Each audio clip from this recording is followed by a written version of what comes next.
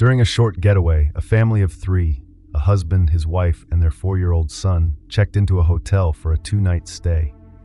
The trip was meant to be a relaxing break, but their experience on the first night turned into something they would never forget. The family had stayed at this hotel many times before without incident, but this time they had to settle for a garden view room due to the unavailability of their usual choice. This seemingly minor change would later feel significant. On the first night, the clock in the room ticked past midnight, and the family lay sound asleep. Then, in an unsettling synchronicity, all three of them were jolted awake. The husband and wife both found themselves paralyzed, their bodies unresponsive to their will. It was as though an unseen force had taken control, freezing them in place. Meanwhile, their young son's piercing scream shattered the silence. His cries were unlike anything his parents had heard before. He had never woken up screaming in his life, let alone in the dead of night. The husband and wife could hear their son's terrified cries, yet they were powerless to move. Panic coursed through them as they struggled against the invisible weight pinning them down. The wife distinctly felt a tug at the blanket covering her feet, as if someone or something had deliberately pulled it away. The sensation was chilling, and the inability to help her child only amplified her terror. Eventually, the oppressive paralysis lifted and the couple was able to move again. They rushed to comfort their son, who was trembling and wide-eyed.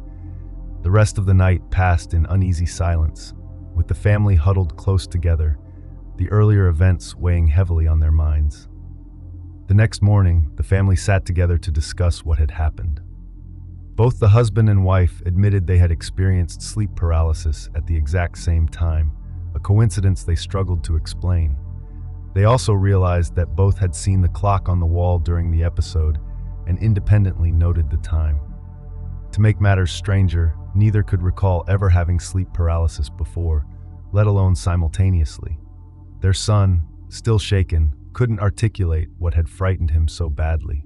In their attempt to make sense of the bizarre night, they considered practical explanations. The wife suggested that the blanket could have slipped off due to gravity, though the sensation had felt deliberate. The husband pondered whether stress or fatigue might have triggered their shared experience. However, the synchronicity of it all, the simultaneous paralysis, the shared awareness of the clock, and their son's scream, was a detail they couldn't rationalize. Adding to their unease was the location of the hotel, situated directly across from a burial ground. The family had stayed at the hotel numerous times before without incident, but this was their first time in the garden view room. The proximity to the burial ground and the change in their usual accommodations now seemed to loom large in their minds. Determined to shake off the lingering fear, the family decided to go about their day as planned, but the atmosphere felt heavy. Every sound in the hotel seemed amplified. Every shadow in the garden view room seemed to shift unnaturally. They couldn't help but wonder if their choice of room had unwittingly exposed them to something beyond explanation. That evening, as the sun dipped below the horizon, the family's unease deepened. They avoided discussing the events of the previous night, but an unspoken tension hung in the air. The room, once just another hotel accommodation, now felt suffused with an intangible presence. The burial ground across the street seemed more imposing, as if it held secrets that were beginning to seep into their lives. The husband and wife agreed to keep the lights on as they settled in for the night. Their son, nestled between them, clung tightly to his mother. Sleep came reluctantly, and every creak of the building or rustle of the wind outside made their hearts race. Though the second night passed without incident, the family awoke feeling drained and eager to leave. As they packed their belongings and prepared to check out, the couple couldn't shake the feeling that they'd experienced something unexplainable. Whether it was a trick of the mind, a product of exhaustion, or a brush with the paranormal, they couldn't say. But one thing was certain: they would never view that garden view room or the hotel itself in the same way again.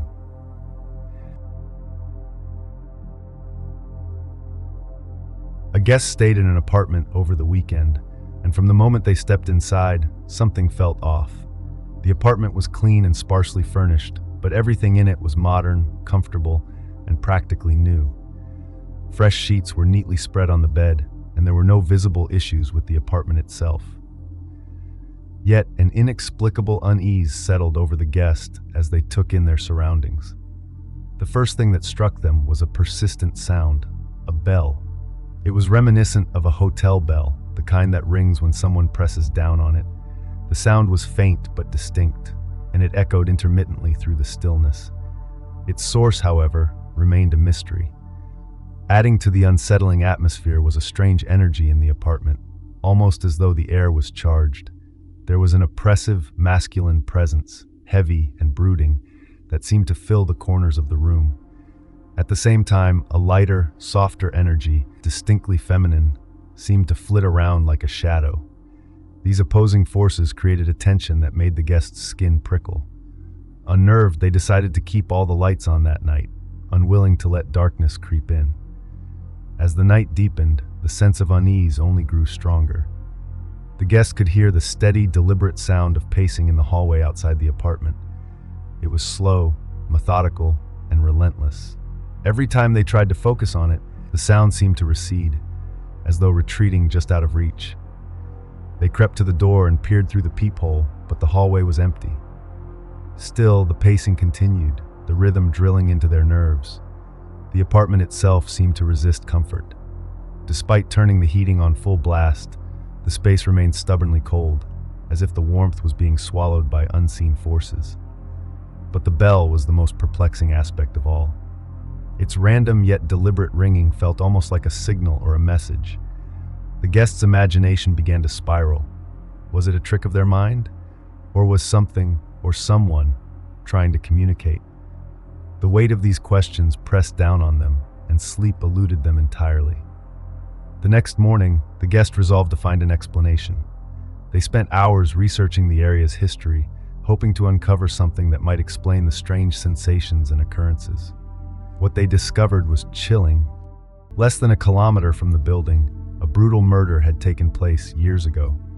The victim was the son of a hotel owner, and the crime had sent shockwaves through the community. The details were grisly, and the lingering echoes of such violence seemed to resonate in the guest's mind. As if that weren't enough, another tragedy had unfolded nearby. A mother of two had been killed by the father of her children, a horrifying act witnessed by the children themselves. The thought of such pain and terror unfolding so close to the apartment was almost too much to bear. And then there was the third incident, a torture murder that had left even seasoned investigators shaken. All of these events had occurred within a 2-kilometer radius of the apartment. Adding to the unease, the building next door had once been a courthouse. The guest imagined the weight of years of trials, convictions, and human suffering embedded in those walls. It seemed as though the area was steeped in a dark history, one that refused to be forgotten. That evening, the guest sat alone in the apartment, every creak of the floorboards and every gust of wind amplifying their anxiety. The bell rang again, louder this time, its tone sharp and insistent. The pacing in the hallway resumed, now accompanied by a faint whispering sound that seemed to seep through the walls. The guest's heart pounded as they tried to dismiss it as their imagination, but the tension in the air was undeniable. By the time their stay ended, the guest had made a firm decision. They would never return to this place. No matter how convenient or comfortable the apartment seemed on the surface, the oppressive atmosphere and the haunting sensations were too much to endure. As they packed their bags, the sense of being watched lingered, an invisible presence hovering just out of sight. Even after they left the building, the experience stayed with them. The sound of the bell seemed to follow, faint but persistent, echoing in their memory. The pacing steps and the chilling energy haunted their thoughts. The guest couldn't shake the feeling that they had stumbled into a space where the past clung tightly, refusing to let go. It wasn't just an apartment. It was a repository of pain, loss, and unresolved sorrow. And though they had left it behind, a part of them felt as though they had taken a piece of that darkness with them, a reminder of a weekend they would never forget.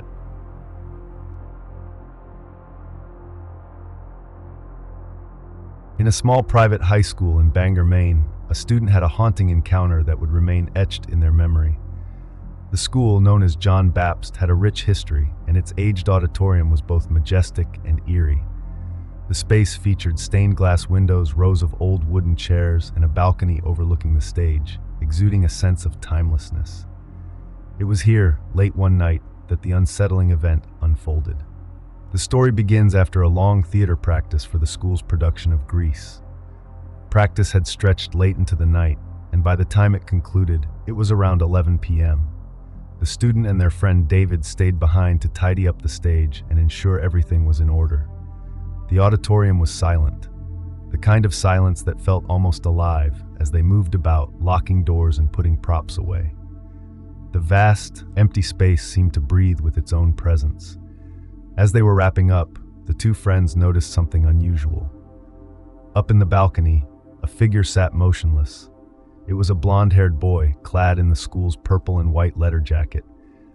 The sight was puzzling, as the auditorium had been cleared out, everyone else had left, and Mr. Reed, the theater teacher, was back in the classroom.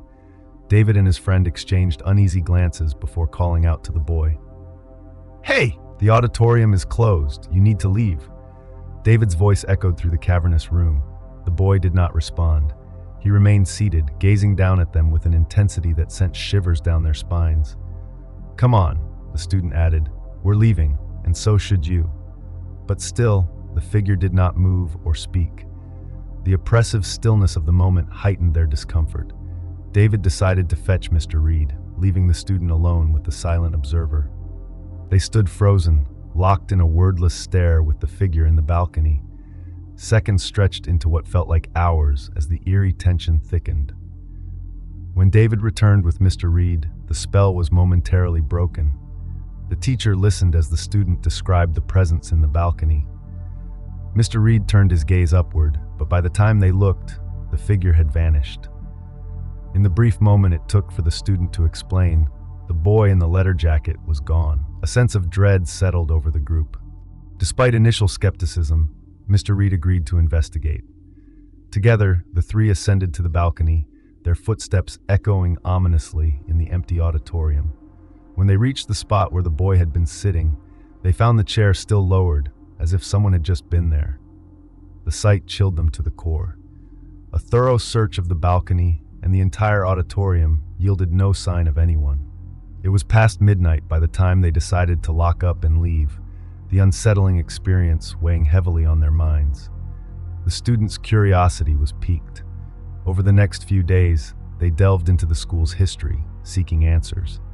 What they discovered was both tragic and haunting. A former student had reportedly taken his own life in the auditorium after a heartbreak. Though details were scarce, the story aligned with the strange presence they had witnessed. Haunted but empathetic, the student returned to the auditorium a week later. Standing alone on the stage, they addressed the unseen spirit.